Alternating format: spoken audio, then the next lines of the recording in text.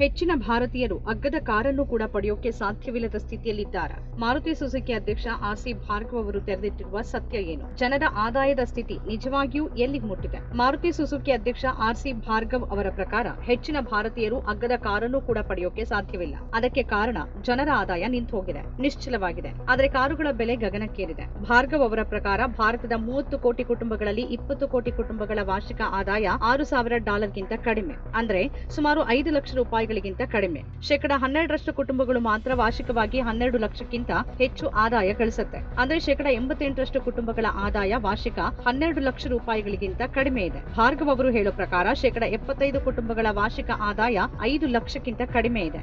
ವಾರ್ಷಿಕ 5 ಲಕ್ಷಕ್ಕಿಂತ ಕಡಿಮೆ ಆದಾಯ ಹೊಂದಿರುವ ಕುಟುಂಬಗಳು ಕಾರು ಖರೀದಿ ಮಾಡಬೇಕು ಅಂತ ನಿರೀಕ್ಷಿಸೋದು ಸಾಧ್ಯ ಇಲ್ಲ. ಕಾರಿನ ನಿಜವಾದ ಗ್ರಾಹಕರು 12%ಕ್ಕಿಂತ ಕಡಿಮೆ ಇದ್ದಾರೆ. ಇವರು 12 ಲಕ್ಷ ಅಥವಾ ಅದಕ್ಕಿಂತ ಹೆಚ್ಚು ಆದಾಯ ಗಳಿಸೋರು. ಆದ್ರೆ ಇದು ಭಾರತದ ಜನಸಂಖ್ಯೆಯ ಒಂದು ಸಣ್ಣ ಭಾಗ ಮಾತ್ರ.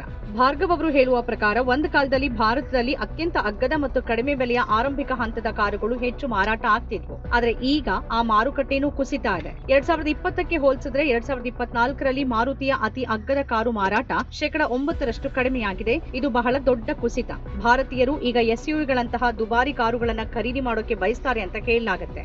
ಆದ್ರೆ ವಾಸ್ತವ ಏನು ಅಂದ್ರೆ ಹೆಚ್ಚಿನ ಜನ ಕಾರನ್ನ ಖರೀದಿ ಮಾಡೋಕೆ ಬಯಸಿದ್ರು ಕೂಡ ಅವರ ಬಳಿ ಅಗ್ಗದ ಕಾರನ್ನ ಖರೀದಿ ಮಾಡೋದಕ್ಕೂ ಹಣ ಇಲ್ಲ. ನಿಜವಾದ ಅಂಕಿಅಂಶಗಳ ಪ್ರಕಾರ ನೋಡಿದ್ರೆ ಇನ್ನೂ ಭಯಾನಕ ಚಿತ್ರವೇ ಕಾಣಬಹುದು. ಭಾರತ ಸರ್ಕಾರದ ಪ್ರತಿಯೊಂದು ಅಂಕಿಅಂಶಗಳನ್ನು ತಿರುಚಿ ತೋರಿಸಲಾಗ್ತಿರೋದ್ರಿಂದ ಭಾರತದ ನಿಜವಾದ ಚಿತ್ರಣ ಕೊಡುವ ಯಾವುದೇ ಅಂಕಿಅಂಶಗಳು ಇಲ್ಲ ಅಂತಾನೆ ಹೇಳಲಾಗ್ತಿದೆ. ಭಾರತದ ಬಡತನದ ಅಂಕಿಅಂಶಗಳು ಕೂಡ ವಿಶ್ವಾಸಾರ್ಹವಲ್ಲ.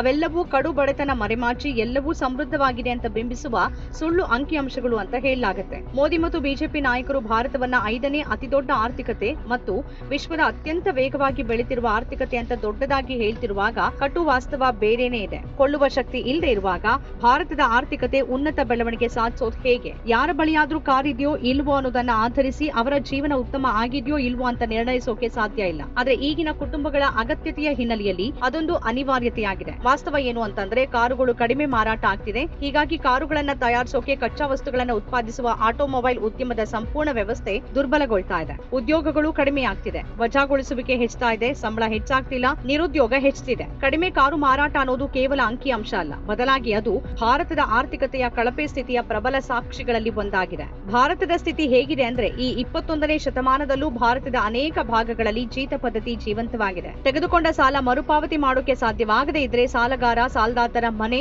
ಅಂಗಡಿ ಅಥವಾ ಕಾರ್ಖಾನೆಯಲ್ಲಿ ಹಲವು ಗಂಟೆಗಳ ಕಾಲ ಕೆಲಸ ಮಾಡ್ತಿರ್ತಾನೆ. ಅವನಿಗೆ ಕೂಲಿ ಇರೋದಿಲ್ಲ, ಊಟವನ್ನಷ್ಟೇ ಕೊಡ್ಲಾಗುತ್ತೆ. ಇಟ್ಟಿಗೆ ಗೂಡುಗಳಲ್ಲಿ ಸಾವಿರಾರು ಕಾರ್ಮಿಕರು ಕಂಡು ಬರ್ತಾರೆ. ಅವರು ಗುತ್ತಿಗೆದಾರರಿಂದ ಸಾಲ ಪಡೆಯುವ ವ್ಯವಸ್ಥೆಯ ಬಲಿಪಶುಗಳಾಗಿದ್ದಾರೆ. ಗುತ್ತಿಗೆದಾರರು ಮೊದಲು ಸಾಲ ನೀಡ್ತಾರೆ. ಸಾಲವನ್ನ ಮರುಪಾವತಿ ಮಾಡೋಕೆ ಸಾಧ್ಯವಾಗದೇ ಇದ್ದಾಗ ಇಟ್ಟಿಗೆ ಗೂಡುಗಳಲ್ಲಿ ಅತ್ಯಂತ ಕಡಿಮೆ ಕೂಲಿಗೆ ನೇಮಿಸಿಕೊಳ್ತಾರೆ. ಸಾಲದ ಮೇಲೆ ಸಾಲ ಹೆಚ್ಚಾನೆ ಹೋಗುತ್ತೆ. ಕಾರ್ಮಿಕರು ತಮ್ಮ ಜೀವನದುದ್ದಕ್ಕೂ ಅತ್ಯಂತ ಕಡಿಮೆ ವೇತನದಲ್ಲಿ ದುಡಿತಾನೆ ಇರ್ತಾರೆ. ಕೃಷಿ ಕಾರ್ಮಿಕರಲ್ಲೂ ಹೀಗೆ ಜೀತಕ್ಕಿರುವ ಅನೇಕ ಕಾರ್ಮಿಕರಿದ್ದಾರೆ. ದೇಶದ ಮೂಲೆ ಮೂಲೆಯಲ್ಲೂ ಅವರನ್ನ ಗುಲಾಮರಂತೆ ನಡೆಸಿಕೊಳ್ಳಲಾಗ್ತಿದೆ. ವರದಿಯೊಂದರ ಪ್ರಕಾರ ಭಾರತದ ಒಟ್ಟು ಕಾರ್ಮಿಕ ಬಲದ 10% ಅಂದ್ರೆ ಲಕ್ಷಾಂತರ ಕಾರ್ಮಿಕರು ಜೀತದಾಳುಗಳ ಹಿಡಿತದಲ್ಲಿದ್ದಾರೆ. ಮತ್ತು ಈ ಕಾರ್ಮಿಕರಲ್ಲಿ ಹೆಚ್ಚಿನವರು ಭಾರತೀಯ ಸಮಾಜದ ಅತ್ಯಂತ ತುಳಿತಕ್ಕೊಳಗಾದ ವರ್ಗಗಳಾದ ಪರಿಶಿಷ್ಟ ಜಾತಿ ಮತ್ತು ಪರಿಶಿಷ್ಟ ಪಂಗಡಗಳಿಂದ ಬಂದವರು. 2030ರ ವೇಳೆಗೆ 1,84,00,000 ಜೀತ ಕಾರ್ಮಿಕರನ್ನ ಮುಕ್ತಗೊಳಿಸಿ ಪುನರ್ವಸತಿ ಕಲ್ಪಿಸೋದಾಗಿ 2016ರಲ್ಲಿ ಮೋದಿ ಸರ್ಕಾರ ದೊಡ್ಡದಾಗಿ ಹೇಳಿತ್ತು.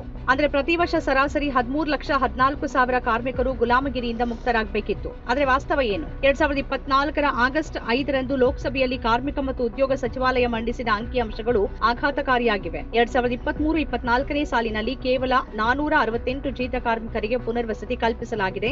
ಗುರಿ 13 ಲಕ್ಷ, ಆದರೆ ಸಾಧಿಸಿದ್ದು 468 ಮಾತ್ರ. ಇಂತಹ ಘೋರ ವಾಸ್ತವ ಎದುರಿಗಿರುವಾಗ ಮೋದಿ ಸರ್ಕಾರ ಭಾರತವನ್ನ ವಿಶ್ವದ 3ನೇ ಅತಿದೊಡ್ಡ ಆರ್ಥಿಕತೆ ಅಂತ ಕರೆಯೋಕೆ ಬಯಸುತ್ತಾ? ಇದು ಮೋದಿ ಅವರ ವಿಕಸಿತ ಭಾರತದ ಕನಸ. ನಮ್ಮ ಕಾರ್ಯಕ್ರಮಗಳನ್ನ ನೀವು ನೋಡ್ತಾ ಇದ್ರೆ ನಮ್ಮ ಚಾನೆಲ್ ಅನ್ನ ಸಬ್ಸ್ಕ್ರೈಬ್ ಮಾಡಿ, ಪಕ್ಕದ ಬೆಲ್ ಐಕಾನ್ ಒತ್ತಿ ನಮ್ಮನ್ನ ಬೆಂಬಲಿಸಿ. ಹಾಗೆ ನಮ್ಮ ಕಾರ್ಯಕ್ರಮಗಳನ್ನ ಲೈಕ್ ಮಾಡಿ, ಕಮೆಂಟ್ ಮಾಡಿ, ಅದನ್ನ ಬೇರೆಯವರಿಗೂ ವಾಟ್ಸ್ಆಪ್ ಮೂಲಕ ಶೇರ್ ಮಾಡಿ. ನೀವು ಹೀಗೆ ಮಾಡಿದಾಗ ನಮ್ಮ ಚಾನೆಲ್ ಮತ್ತಷ್ಟು ಜನರಿಗೆ ತಲುಪಲು ನೀವು ನಮ್ಮೊಂದಿಗೆ ಸಹಕರಿಸಿದ ಹಾಗಾಗುತ್ತೆ. ಇದು ನೀವು ಯಾವುದೇ ಖರ್ಚಿಲ್ಲದೆ ಕೆಲವೇ ಸೆಕೆಂಡುಗಳಲ್ಲಿ ನೀಡಬಹುದಾದ ಸಹಕಾರ. ಧನ್ಯವಾದಗಳು.